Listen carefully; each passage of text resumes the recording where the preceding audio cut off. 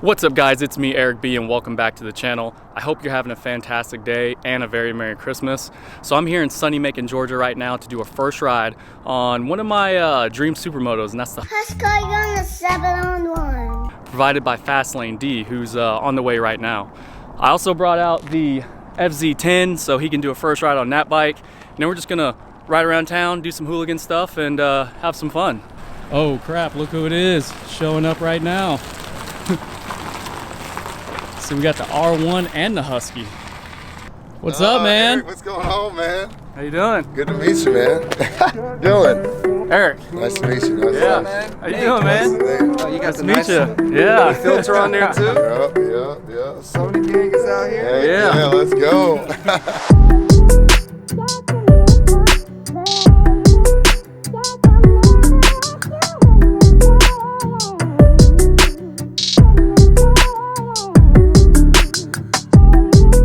So we got Dillon right here. He's got his channel. Tell him what's your Instagram and your YouTube? Fastlane D, all one word, Fastlane D. On Instagram, it's the same thing, Fastlane D, and then underscore. Check your boy out. It's gonna be an epic day, my boy. It's me, Eric B. Let's go. Got Nate over here. What you got? What's your Hey man, you guys can follow me on Instagram, nmj.10. I'm not a moto vlogger like these guys, but I do cinematics, filmmaking, all that good stuff, and I ride, so check me out.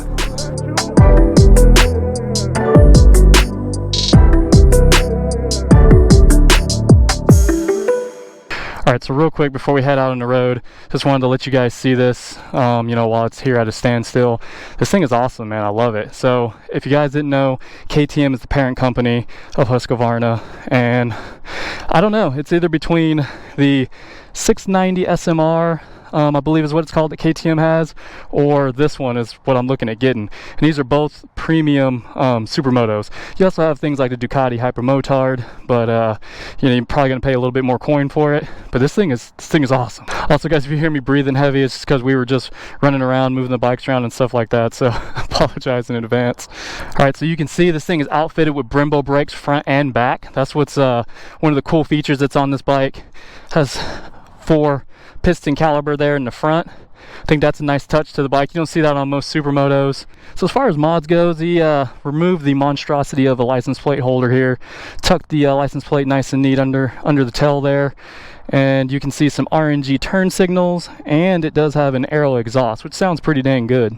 All right, so the one thing that was weird to me at first when I saw it was the gas tank is not in the front, it's in the rear. And usually when I stop at a gas station to get fuel, I usually stay on the bike and then just fill it up that way. Now you have to get off and fill it up, not a big deal. But I think Husqvarna and KTM went with that for weight saving and weight distribution. I think that works a little bit better because it's actually, the fuel tank is actually part of the subframe, believe it or not.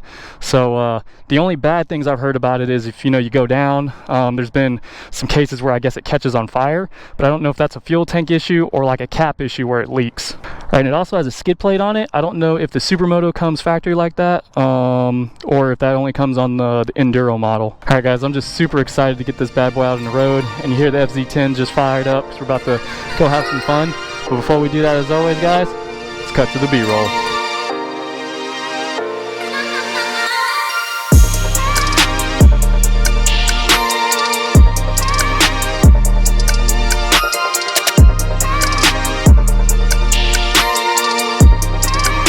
Behind the scenes, we got some drone action. Look at these guys, man. Heck yeah. Right here, looking sexy. Shine. Then we got the 2 filmmakers over here. We got Eric, who was just getting some shots. Look at that lighting. Look at that.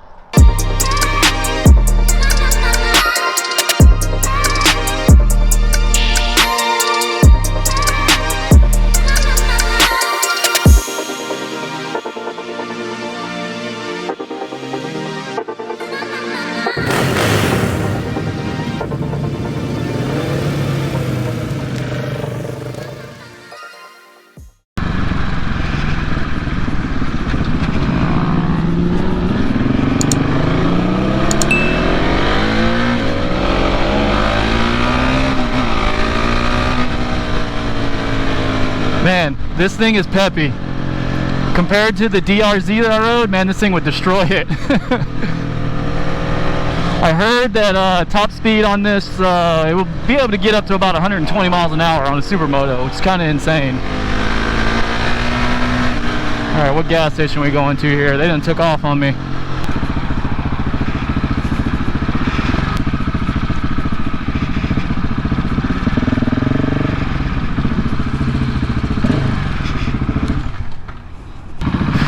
So for the longest time, the only bike that you could get as a fully built Supermoto from the dealer was the DRZ 400.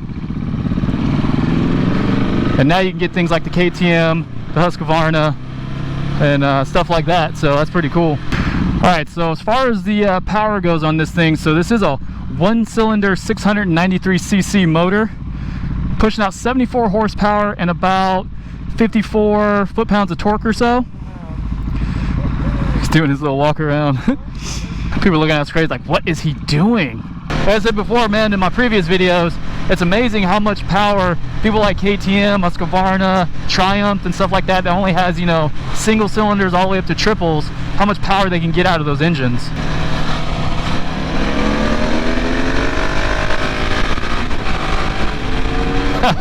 He's out.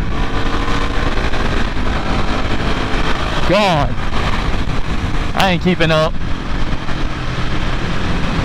This does have a 6-speed transmission, and really the difference between this and the Enduro model, I want to say, is just the wheels and tires and the suspension. So some things you get on this that you don't get on something like a DRZ 400 or something like that is the Brembo brakes, and they stop quite nicely. You also get ABS, traction control, and it does have power modes. It has 2 power modes. So that's pretty nice for a Supermoto. So the good thing about a Supermoto versus something like the FZ10 or the R1 is not only can you do hooligan stuff on the street, you can also be a hooligan off-road. So that's the, I think that's the trade-off you get with the Supermoto. Yeah, you don't have the crazy top-end speed or anything like that, but you can just have so much fun on this bike. And most of your Supermotos, in my opinion, kind of all look the same, if you will, but not really. I mean, they're different in their own ways. The KTM and the Husqvarnas look really good, but then you get things like the Suzuki DRZ. It's kind of dated, if you will. Then you get some other ones like the Honda and the Yamaha WR and stuff like that, where you have to, I think you have to convert those in the Supermotos, but those are some good looking bikes. All right, so just some of the differences between this and riding my FZ10 so far that I've noticed. Really no difference in the comfort or ergonomics. Obviously the power is going to be a lot more on the FZ10, but you still feel like you have a lot of power on this because it's a lot lighter. FZ10 is about 460 pounds, and this is about 320 pounds dry, I believe. And I feel that you can have way more fun on this bike than you can on that. I have tons of fun when I ride that thing, but I feel like I can get more use out of this because I can not only go on-road, but I can go off-road too. I don't know how much wind is coming up in the mic, guys, so I apologize in advance. I gotta readjust my mic for riding on Nakeds and Supermotos and stuff like that.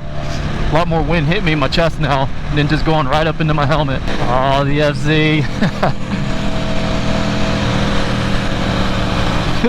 It's weird seeing my bike with me not on it. So is this bike for someone that's a beginner or something that's looking into getting a Supermoto? I'm gonna say you can start on whatever bike you want, because really what's gonna matter is this, you know, how much responsibility you have with the throttle and everything like that. I would say, so I wouldn't recommend someone starting on a Supermoto of this caliber. I would say go with something a little bit cheaper, like a DRZ. The other thing is, this has a lot of power. Like if you get something like a DRZ 400, it has enough power to keep you satisfied. Eventually you're going to want to upgrade, but I do feel this has a lot of torque. And you will loop this thing if you're not ready for it. She gets up and scoots though. I remember the DRZ, I can only top that thing out at about 89 miles an hour, 89, 90. I can't even remember from the when I did the first ride on it. Like I said before, man, this thing will easily do about 110, 120, depending on how much you weigh. Which way did they go? Hopefully they went this way. Nope, I think they kept going straight. So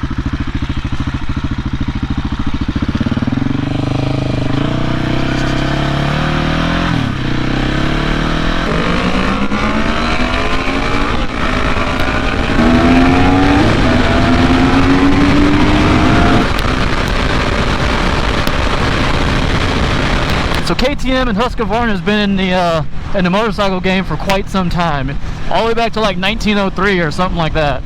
So I think this particular model, the 701, came out in 2015, and I heard they're hard to come by. Like usually the dealers only get like one or two, and they're usually already spoken for by the time you you know, you're out there looking for one and want to get it. And I see why as I ride off into the sunset.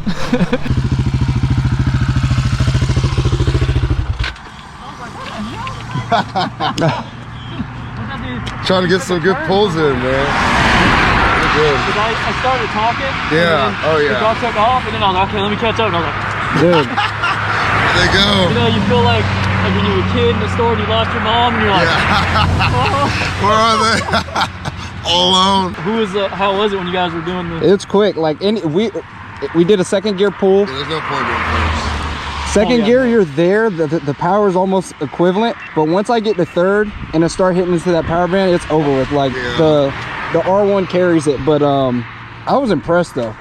Yeah, it's the same way I ran my buddy with RSV4. I haven't ran any other leader bikes yet. Yeah. He had an RSV4, and I would get him, like, we did a second gear pull. Yeah, all the way to about 120, and then he was... Yeah, then it was gone. It's about the same, yeah. Exact same thing. It's crazy that low end is, would you say it's more about the same on this? I don't know. It almost felt like it was just a kick more. Yeah, it really does. Now are you trying to do pulls on the highway, or are you good? Yeah, I can do like 1 or 2 pulls on the highway.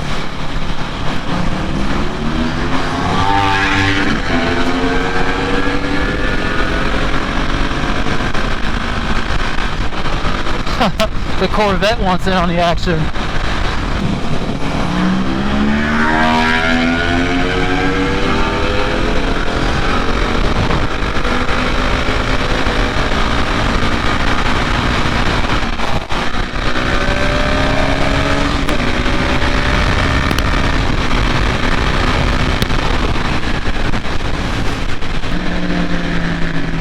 Hey man, gave him the jump.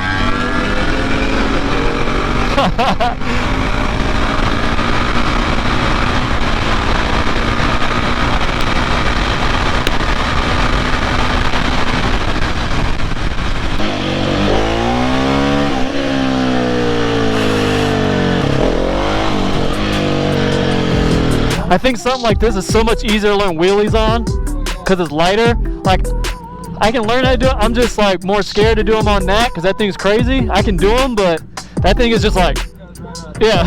And I feel I can control it better.